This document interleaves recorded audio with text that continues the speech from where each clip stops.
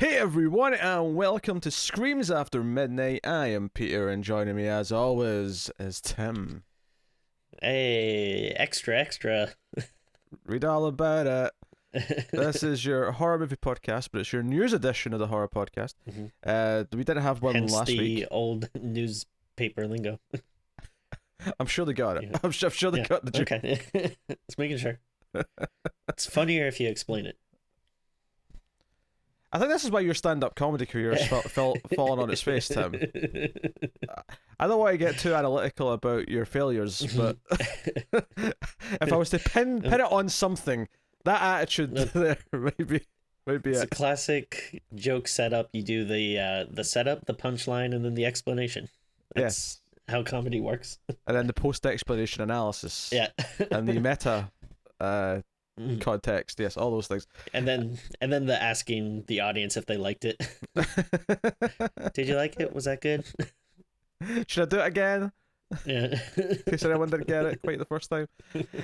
So yes, Screams After Midnight, we talk about horror movies. This is our news edition, so we got a bunch of news to work through. Some from last week, some from this week. A couple of trailers to look at. I did have like 8 trailers to start with, and I cut most of them because most of them were not interesting, I don't think. Arguably, one of the ones that I did put in this just as a joke aren't that interesting, but I knew Tim would want to talk about it because he's a big fan. Of course. So, so we'll get started. We have more Scream 5 casting to kick off the week. Hell yeah. Well, I say casting. I suppose it's technically still casting, but it's the return of cast. It's the signing of past stars. Notably, Neve Campbell's finally struck a deal to come back for Scream 5, which, honestly, like, I was kind of ready for like none of the characters to come back at this point. I don't know if I needed to have Sydney and Dewey and Gail back in the movie. And it's what's funny is that we've actually recorded our Stream 4 review, which is going out in October, but it's not went out yet. And it's frustrating how close Stream 4 gets to doing something ballsy and then kind of backs out of it. So they really have to do something different. They have to kill some of these main characters off from the old movies. They have to do something. It's getting ridiculous. Yeah, I mean, I don't know. At this point, is it better just to do like a clean break and just, stop being so beholden to the old movies? Or, I don't know. Like, I mean, I feel like if you are gonna go for it, at least they are, bringing back like everyone. Like, it'd be weird if it was like, just Gale or something. That would be odd. Yeah. But yeah, it would be nice maybe if this is a movie that kind of introduces some new characters that we can follow from here on out. Maybe it bridges the gap or something. Well, four technically tried to do that, but then by the end of the story, they were all gone. Yeah, that's true. Not to spoil anything too much. But on that, there's actually... That's maybe the first time the franchise has actually done this. I'm trying to think of one. But we have another cast member coming back. Mary Shelton, who was the deputy in Scream 4, is returning. Which is this the first time a Scream character that was introduced in a sequel is actually coming back for another sequel?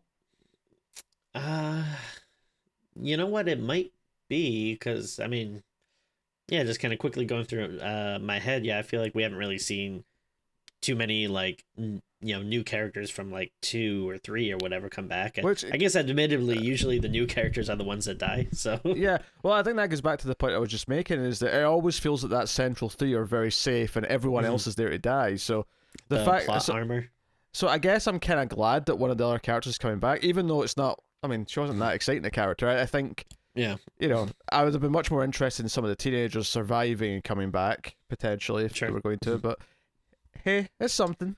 It's something. Well, I mean, did you see? I mean, we got those 2 bits of news, but then I mean, I don't even know if this was a news thing or just like a, kind of what do you call it, like tweet grabbing headline kind of clickbaity thing. But I saw something about Matthew Lillard was saying he doesn't think that his character from the first movie is actually dead. I did see that, and he was angling a while ago that he would be interested in coming back. But I wonder if this is a case where he's trying to will it into existence, but the actual writers and directors have no plans and never even considered, bringing him back, unless they do like a dream sequence or something. I don't know. This is the weird thing. He can't do a flashback now. It's been so long that he's went from in Hollywood terms, passing for a teenager to being a 50-year-old man, just about at this point. I mean, unless they're gonna use that, like, what do you call it? That, like, Star Wars Marvel technology where, like, they de-age the person or whatever.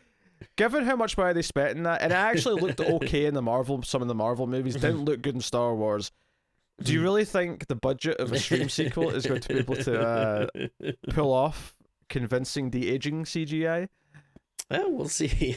I mean, I do feel like this is going to be kind of like the Force Awakens for Scream. Like, they're bringing back all the old guards, and then I bet you'll see like a major character die in each one. And so this is the start of a new trilogy. This is their Resurgence trilogy. So what was 4 then? 4 was just this weird in between the two trilogy thing. Yes, okay. It was a little stopgap. But I will say, I don't know, Matthew Lillard, stick to Twin Peaks, I mean, we don't, you were good in the first Scream, but we don't need you anymore. Yes.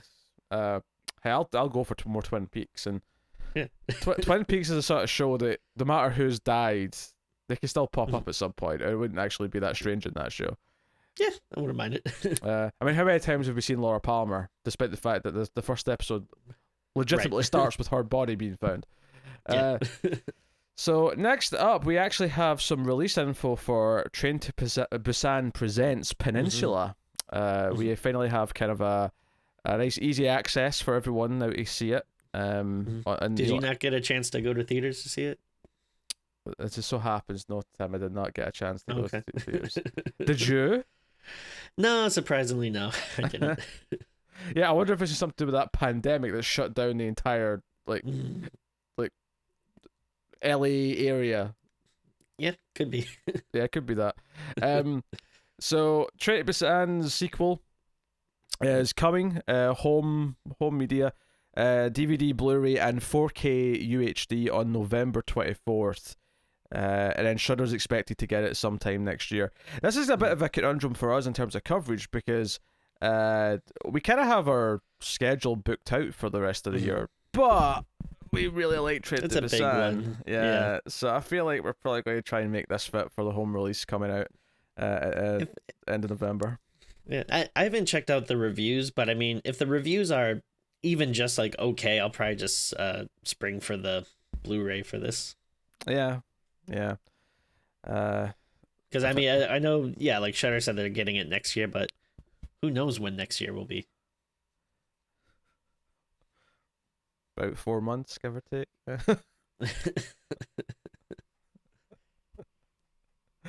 I know what you meant, but the way you phrased it was when is next year going to be? Well, so I could give you a day count if you like. I could probably find a countdown by the second to when next year is. All right, next up we have another delay actually. Candyman, the new Candyman movie, which was originally supposed to be in June, obviously with everything going on, it get pushed later to the year. It was on October. That was what its current release date was. It's now been pushed to sometime in 2021. There's no actual specific date. Bloody Disgusting does say they're expecting an exact date within a few weeks, so it won't be like too long before we know when they expect to release it. That said, given how often movies are being pushed just now, even if they do give us an exact date, I wouldn't necessarily believe it immediately anyway. But so it was meant to come out on October 16th, and now it's just sometime in 2021.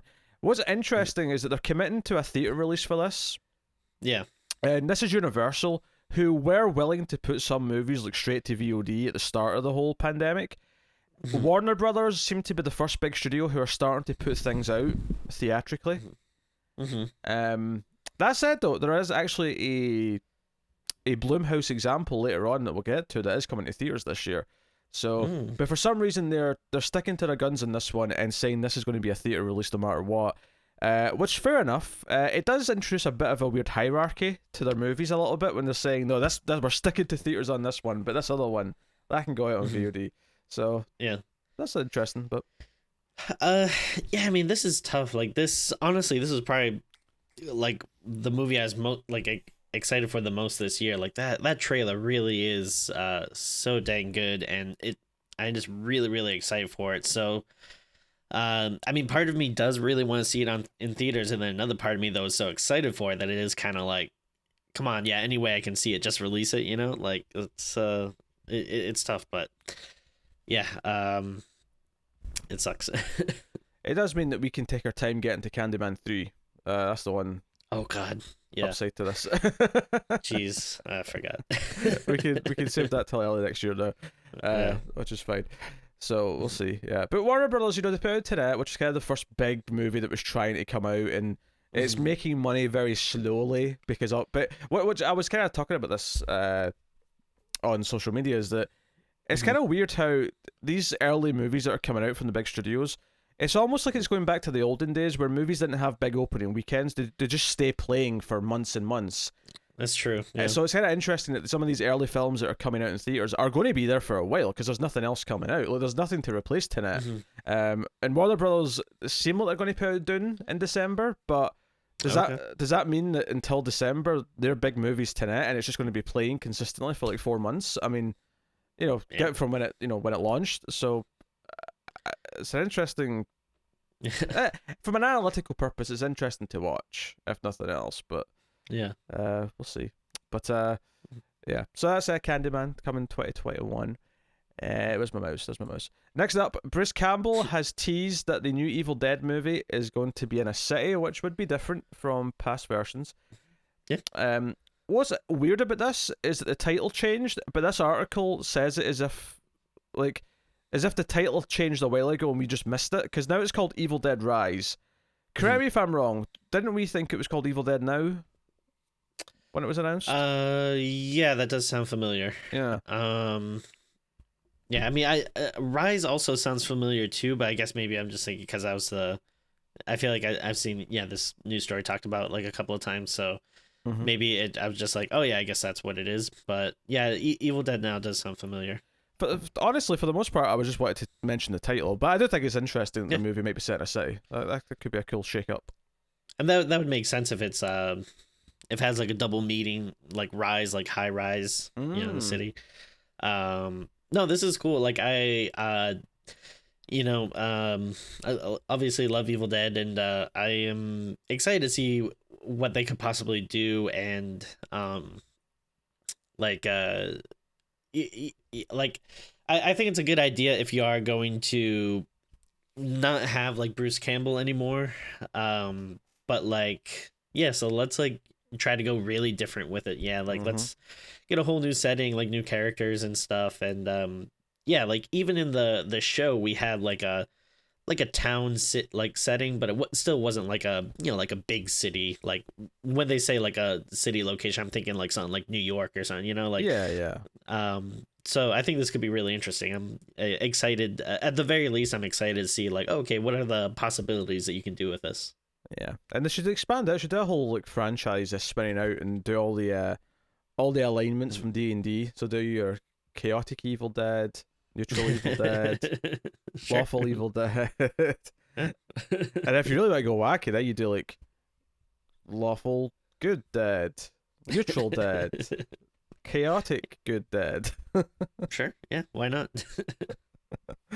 I don't even know what I'm saying anymore. Next up, Bill Skarsgård has dropped out of the Robert Eggers movie due to a scheduling nightmare. This headline's telling me. So apparently scheduling during the pandemic's been obviously problematic for everyone, and this is one where it's resulted in the actual loss of the actor from the film. So Robert Eggers, of course, The Witch, The Lighthouse, Find Me Lobster, all that nonsense. So the film's called The Northman, and Scar was supposed to be in it, but the cast still attached to it are Nicole Kidman, Anna Taylor-Joy, Kate Dickie, Bjork, and Willem Dafoe. So it's still got a bit of a cast, but presumably they'll be replacing Skarsgård. One less Skarsgård. Yeah. One less Skarsgård. Yes. It is a Viking revenge saga set in Iceland at the turn of the 10th century. Does sound like it's interesting. It's kind of funny, because all these like delays are like becoming such a nightmare, but like really doesn't it just boil down to like oh man, I have to stop not working on this movie because I'm committed to not working on this other movie. Like who's actually like filming? Like I know some people started filming stuff, but really, come on. Yeah. Next up, Orion Classics has picked up a film Mm. called The Wolf of Snow Hollow.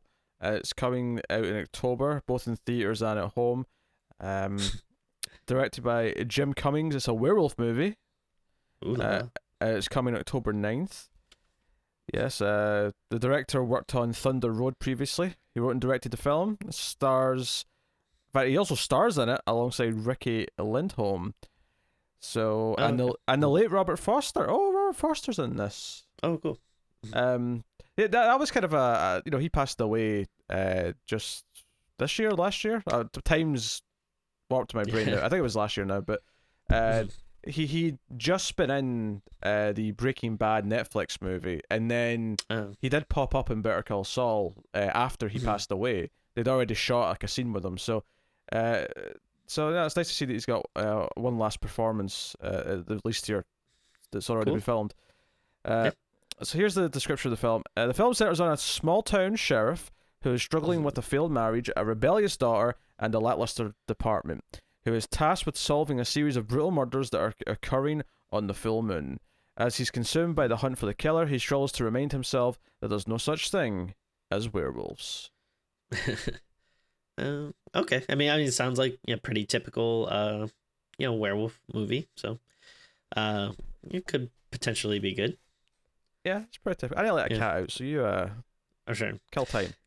Yeah. I mean, I'm not really too familiar with this director, so I can't really say I'm like super excited. But I do like werewolves, so I'm willing, enough to give this enough of a shot. And they mentioned snow in the title, so I am hoping that this is a it would be cool if this is a nice snowy kind of werewolf movie. That'd be nice. Mm. Good job killing time. All right, next up. So Christmas horror film. You mentioned snow there. Yeah. This is called Mhm. Slade. Mhm. So yeah, new Santa slasher coming from actor turned filmmaker Jim Clock. That's Clock spelled with a K at the start, which is the Mortal Kombat pronunciation, of course. So new indie horror describes a cross between Texas Chainsaw Massacre and Silent Night, Deadly Night. I mean, speaking my language. Interesting. Yeah. Yeah. Clock co-directing and co-stars in the film, which is set 5 years after a Christmas Eve massacre in Harris County, Arizona, when a crazed killer returns to an impending condemned water treatment plant. That's very specific. To terrorize and kill again. Only this time, the lone survivor from that tragic night is waiting to make the Santa-clad monster pay for what he did. Interesting. Okay. Oh, God, I hope this is good. This sounds like my sort of thing. Yeah, it sounds cool. Yeah. No idea who this Clock guy is, but sure. No. It's like the one thing that like that's always weird with these stories is like they always talk about these people like I don't know, like you're supposed to know who they are, like actor turned director Jim Clock is finally making his and it's like I'm sure there are definitely people that know who these are, but it's like so many of them are just like names. I'm like I have no idea. I do wonder. Does the people who write for Bloody Disgusting, do they know who these people are because they watch so much horror movies, like even way more than we Possibly, even do? yeah. They know who all these people are, or are they just doing a bit of research and then making it sound like they know who they are, which almost is up a way to shame us for not knowing who they are. But I'm like, yeah, but we do watch a lot of movies. Yeah, like I'm not, like I think we're like I don't know, at least somewhat plugged in more than the average person or whatever. I would like to think so. Tom. Yeah. So there you go. That's Slade, Christmas slasher. Good next name up. too. So you're familiar with the film Rubber, Tim, aren't you? That's about the evil tire. Yeah, it's right? the killer telekinetic tire that can kill people. Well, the director of that, Quentin I can't do French. I'm not used to this. IEUX at the end of his name. I think it was that be like Depew. Depew. Yeah, there you go. Depew. So he's got a new movie. It's a bizarre horror comedy starring a giant fly. Okay. It's called Mandibles. So I like the sound of it. Well, here's the description. When simple-minded friends, Jean Gab and Manu, I'll probably be Jean. That's probably a French name. Yeah. Jean Gab and Manu find a giant fly trapped in the boot of a car. That's the trunk for the Americans. They decide to train it in the hope of making a ton of cash. So I'm guessing if it's in like the trunk, that it's like this is probably like maybe a dog-sized fly or something. Yeah, the image in the article, it looks like it's, I would say it's like a sort of large dog. Okay. Size. Because I was thinking this is more like human-sized or something like. I mean, for a fly, this is pretty giant. Yeah, it's still big. Yeah. Maybe it gets bigger in the movie. I don't know. But I mean, so essentially, I'm assuming that the fly's gonna start like killing people or something. But like, how does I don't know how does a fly do that? Like I mean, obviously we know how what's his face, Jeff Goldblum does it in The Fly, but like that's like a human fly hybrid. Like regular flies, it's not like they have like teeth or hands or whatever. Like I don't know. Flies do have hands. They have lots of hands. They're like little like sticks. It's not like they have like fingers to grab a knife and kill someone. Oh, I was just joking. I wouldn't argue they actually have hands. Next up.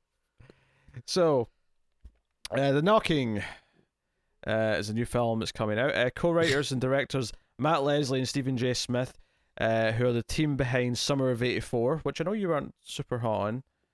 Yeah, I don't remember it that much, but yeah, I don't think I liked it. I liked it more than you did. I mean, I thought it was an enjoyable watch with a surprisingly dark ending. It did feel a little bit kind of like, okay, we've all watched Stranger Things, so it felt a little bit like, okay, we've done the kids in the '80s thing relatively recently, so it felt a little bit, just a little tapped out, I suppose, in that sense. But it wasn't too bad. It's not the worst thing in the world. Yeah. I liked it for the most part. So they've finished filming The Knocking, which has actually been shot entirely. It was shot in 19 days during the pandemic, so it's all been shot recently with safety protocols. It says intense safety protocols is the exact phrase that's used here. The Knocking follows a young man who tells his new girlfriend that he loves her for the first time, then finds himself next in line for a nightmarish curse that has claimed all the boyfriends who have came before him. Oh, okay. Tim's not impressed. Like, I don't know. So where's the knocking coming? I mean, I assume maybe it'll be clearer in the movie where the knocking element itself is a factor. That's what I'm interested in. Is like, is it someone knocking on the door? Is it like someone getting hit and getting knocked to the floor? Or? It says that he tells her he loves her for the first time. Maybe he's like, "Hey, babe, knock knock." She's like, "Who's there?" It's like, "I love you. I love you. Who? No, I just love you." I mean, maybe. I hope that's not like the central thesis of the movie or something, but maybe he knocks her up. Oh, that could be it. Yeah, that could be the knocking. Yes. Right. Or maybe someone just knocks on a door. You're right. It's entirely possible. There could be some knocking. Knocking. All right, next up. Another Christmas movie. So Dark Sky Films. Season. Yeah, well, it will be. So Dark Sky Films are releasing a Christmas film called Hosts. Interesting. We just got a movie called Hosts recently. Yeah. So it's called Hosts, and it is coming digital VOD on October 2nd. That's a bit early, I'd have thought, for your Christmas movie. Okay. Cool. So set to follow in the footsteps of The Exorcist, Texas Chainsaw Massacre, Invasion of the Body Snatchers, and Inglourious Bastards. That's a concoction. What? Host takes place on Christmas. Those are all very different movies. Host takes place on Christmas Eve, where an innocent couple becomes hosts to a malicious entity. Throughout the night, they proceed to terrorize a family of 5 in unimaginably violent and disturbing ways, but these demonic possessions won't end with this unfortunate family. They mark just the beginning of a horrific worldwide epidemic. Beneath its nerve-jangling suspense, the film offers dark and bloody insight into how lying to your loved ones can not only alienate them, it can completely destroy your bonds with them forever. Wait, what? This wow, this description is wild. It's like all over the place. It's like, all right, wait, is this is a possession movie? No, it's a movie about lying to your loved ones. It's a Christmas movie. I can see how the possession and the lying thematically goes in hand, right? Where the possession can become like a metaphor for like having a secret, or I don't know, like the real person inside. How this ties into Texas Chainsaw and Inglourious Bastards. I mean, Exorcist and Invasion of the Body Snatchers, I can kind of see the correlation there a little bit. Texas Chainsaw and Inglourious Bastards, I'm not. Maybe Inglourious Bastards, what they mean is like, you know how that has a lot of like people like sitting at a table like having intense conversations. Maybe that's what they mean about that. Like maybe that's the sort of scenes that we're going to get in this over the dinner table. Maybe. And maybe that's a Texas Chainsaw thing. Is the dinner scene from Texas Chainsaw? Maybe it's going to be that sort of energy. Maybe, I don't know. It's so weird. I mean, I guess. I mean, kudos to them, because I'm like intrigued now. Like, all right, why the hell are they like citing all these things? So I guess that's good for them in that aspect. So that's Hosts coming October 2nd. You can probably find that on our Echoes by Morning vote on Patreon at a $10 tier. Probably, I imagine, in October. So next up, psychological horror film A Banquet is coming from Hanway Films. They have boarded the worldwide sales for Ruth Paxton's directorial debut. It's a psychological horror film. Sounds like this is bloody disgusting's a little bit of add-on here. Sounding like a mix between The Exorcist and the forthcoming Saint Maud. Well, we've not seen Saint Maud yet. How are we supposed to gauge a bit on that? Anyway, here's the description. Widowed mother Holly is radically tested when her teenage daughter Betsy experiences profound enlightenment and insists that her body is no longer her own, but in service to a higher power. Bound to her newfound faith, Betsy refuses to eat, but loses no weight. In an agonizing dilemma torn between the love and fear, Holly is forced to confront the boundaries of her own beliefs. Unfortunately, starring Sienna Gilroy. Who's that? Jill from the Resident Evil movies. Okay. Your favorite? Oh yeah, can't get enough of those movies. I don't know. Cool. I guess it's. I mean, again, this is just a lot of stuff. That's like, unfortunately, I don't really know this director. I haven't seen Saint Maud. Well, it's a directorial debut, so I don't imagine you would. Yeah, but I'm just saying it's hard to get excited for something when it's like a cool person. I mean, this could be like an awesome new person, which is exciting. But like, yeah, it's kind of hard to gauge like what the movie's gonna be like. I'm actually just googling Ruth Paxton to see if she's got any relation to the legend that is Bill Paxton. Because I know he's got a son, because his son popped up in Agents of S.H.I.E.L.D. this. Oh, cool. In the last season. I don't think she has a Wikipedia page. I could be wrong though. Usually when you search for a name, the first two results for any person in the film industry will be their IMDb page and their Wikipedia page, and there doesn't appear to be a Wikipedia page. So that's not a good sign. Oh wait, is she Scottish? She might be Scottish. Probably. What do you mean probably? Why you said probably? I don't know. She's a wee bonny lass. My God, shut up. Shut up. What's this? This is from Rain Dance. Ruth Paxton is a filmmaker named Canongate's Future 40. A list of storytellers anticipated to dominate the next 40 years of creative life in Scotland. I assume that means she's from Scotland. Okay. Cool. Unfortunately, her IMDb is very lacking, and there's no Wikipedia page. So, I mean, which I guess makes sense for a first-time director. There's not a lot of info on them yet. But yeah, fair enough. Fair enough. Look forward to watching your movie and deciding if it's good or not. Hey, Tim. Yeah. I will give you $5 if you can tell me the name of the film we were just talking about. The Banquet.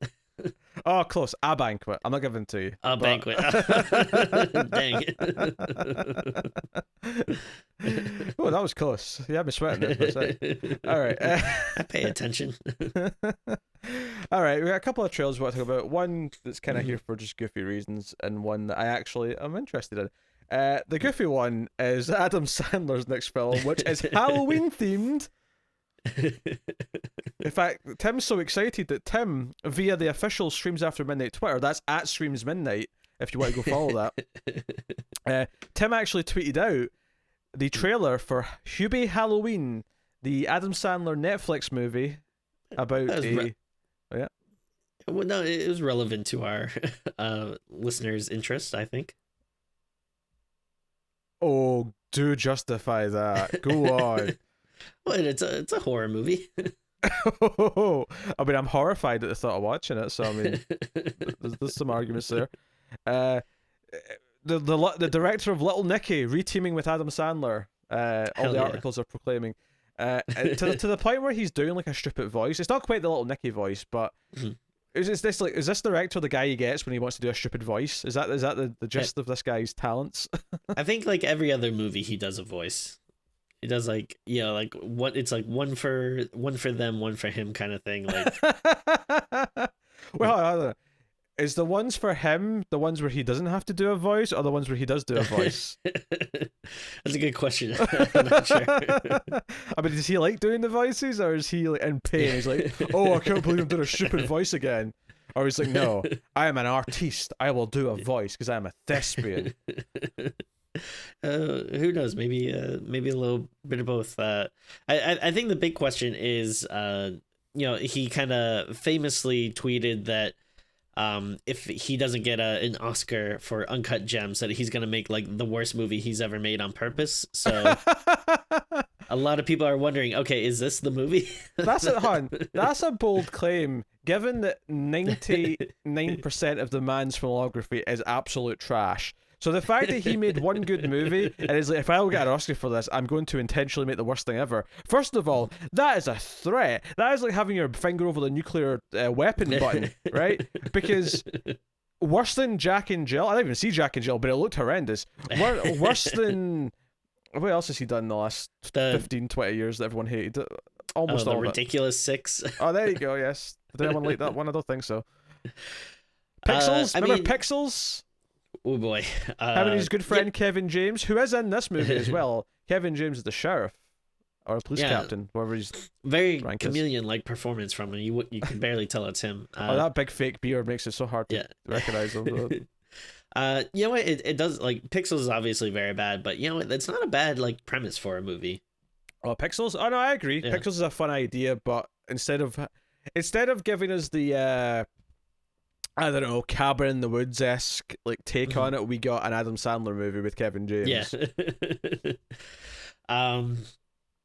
So you know what though? I mean, I will give I do still have a fondness for Adam Sandler because like I grew up like with those movies. Like I loved like Billy Madison and Happy Gilmore and everything growing up. Like I loved Happy Gilmore. I have not watched it in like 15 years because I'm terrified that if I watch it with adult eyes that I'm going to be like, oh no, this is ruined now.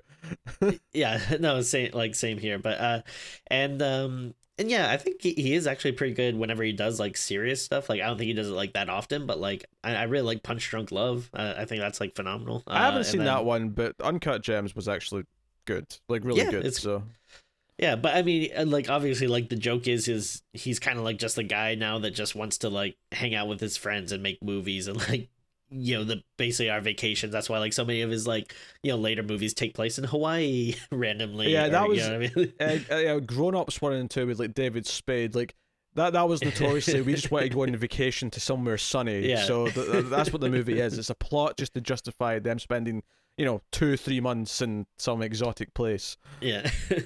But I don't know. I am like, I mean, I don't know if we're gonna do this for the show. I guess if we really want to, we can. What? Don't even pose that idea.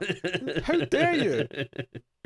But I am probably gonna watch this out of sheer Oh curiosity god. and just because it's I don't know. I'm hoping for like a movie. It's like so dumb and cheesy that it's funny, but No, who I knows? I am not putting this into the Echoes by Morning vote because if I do, they're going to vote for it. They're Oh, going it'll to be a pick landslide.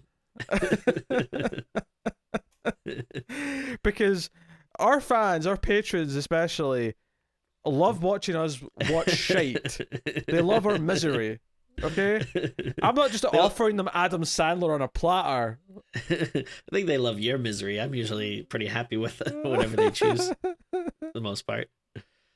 Ah, yeah, leprechaun loving laddie.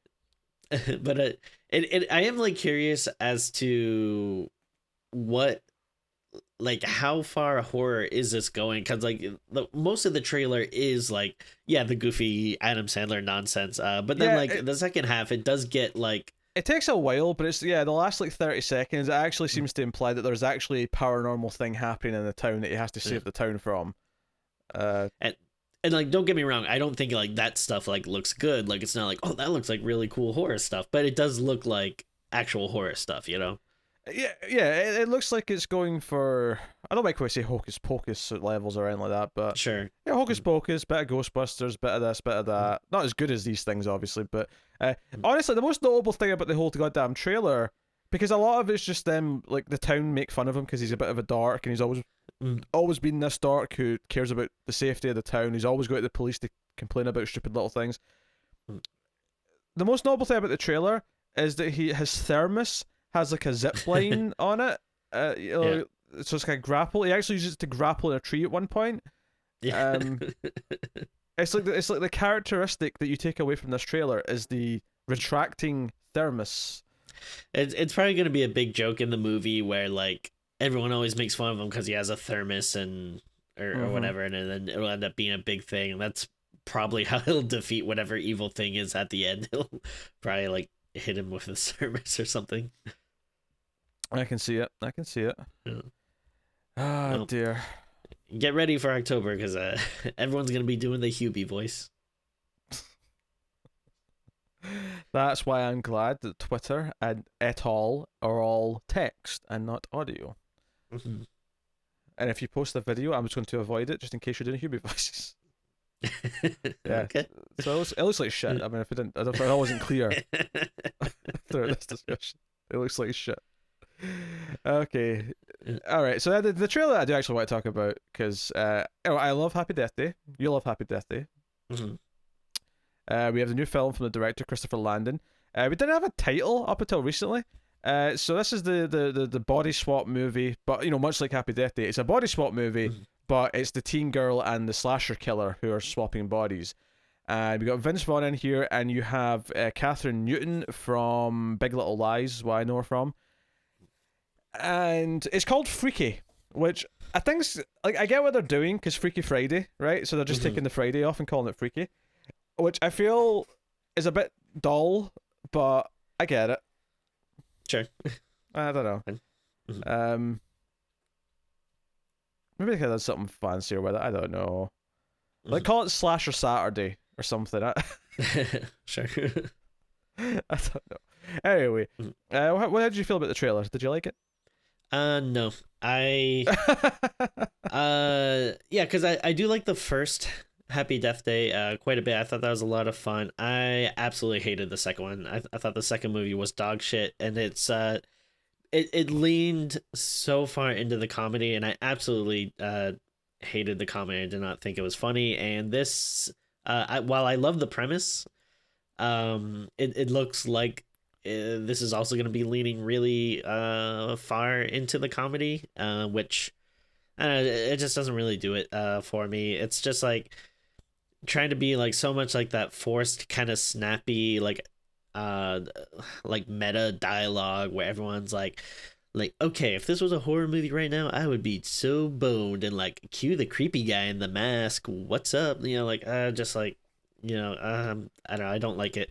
I don't think it looks funny, but I mean I'll give it a shot. Like it's again, the premise is interesting enough, so yeah, I still want to see it, but the trailer didn't do anything for me. I mean, I actually quite like Happy Death Day too, so I take umbrage. There's a big disagreement there. Yes, I take umbrage with the phrase dog shit. I mean, it is, but yeah.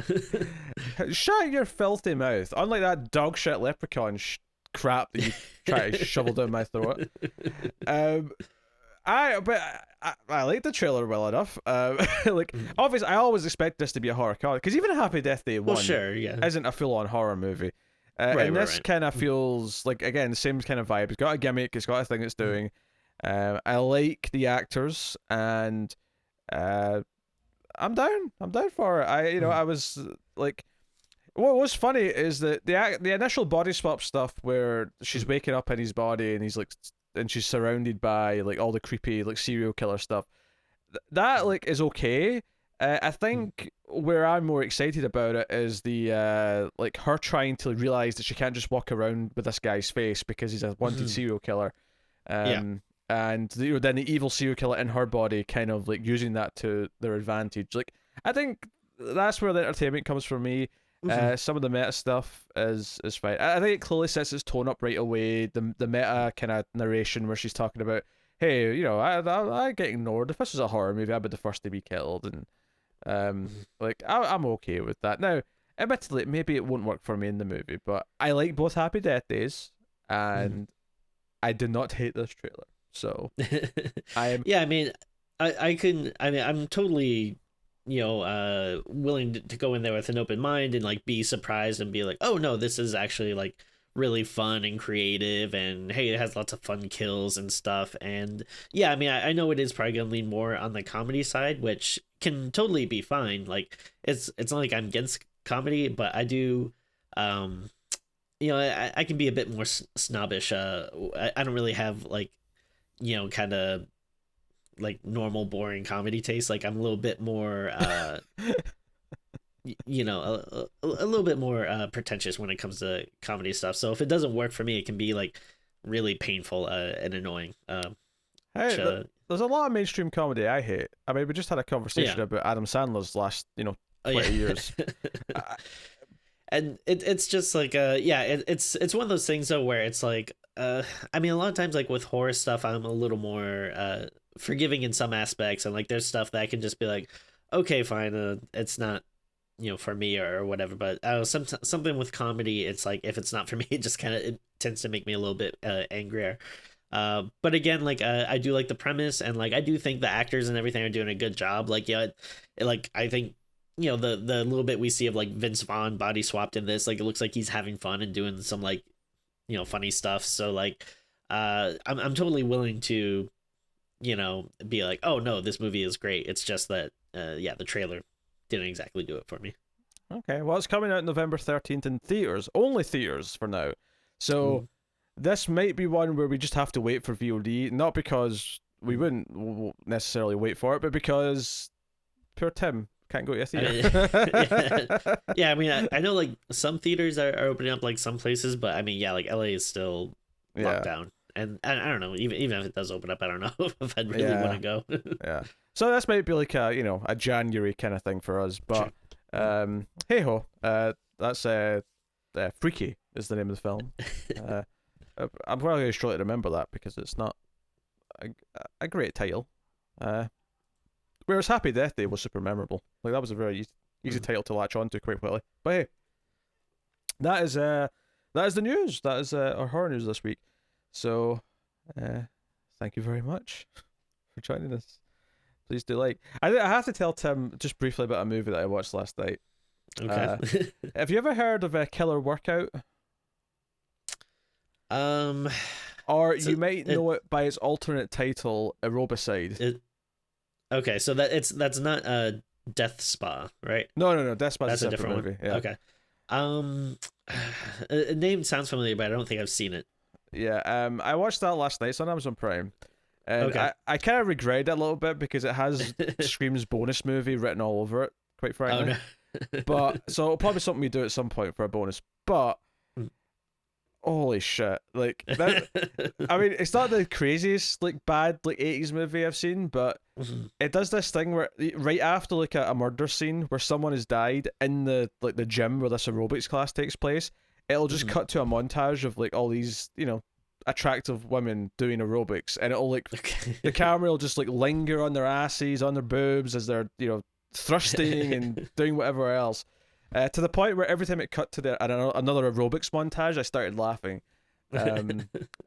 So I just wanted to throw that out there. So it's called Killer Workout on Prime, but the original title and the title it says in the movie is Aerobicide.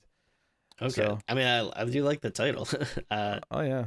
Is it like a slasher movie, like someone is killing people that are working out, or is it like a supernatural movie that like anyone who goes to this workout dies? It's a slasher. There's some confusing elements because there's two male characters who I swore were just one character, but apparently everyone was telling me that there was two guys, and it really confused me.